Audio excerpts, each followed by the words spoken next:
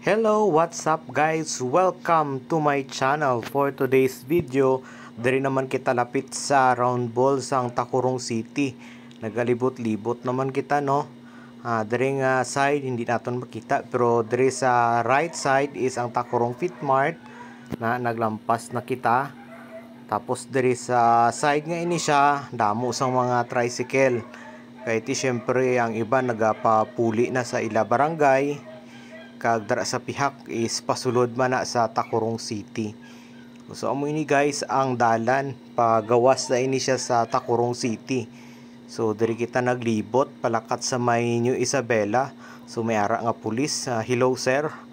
May naga-check dara. So maayo man kay may ara nga mga pulis dara para iwas man sa mga masasamang loob. So diri na part is ang lapit na kita sa sentro sang New Isabela, no?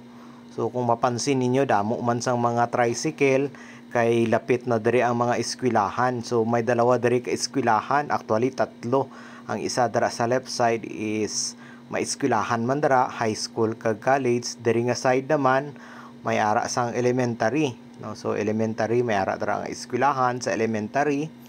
Kag diri sa punta may ara man eskwelahan sang high school. So kung mapansin ninyo damo sa mga tricycle nagapamasada, no? Kay ti syempre lapit eskwelahan. So kung mag-agi ka mo diri guys, medyo ingat-ingat lang man kita kay ti syempre damo man sa mga estudyante nga mga nagalakat, mga tao man nga nagalakat, no? So maghinay-hinay lang kita kay actually that is eskwelahan.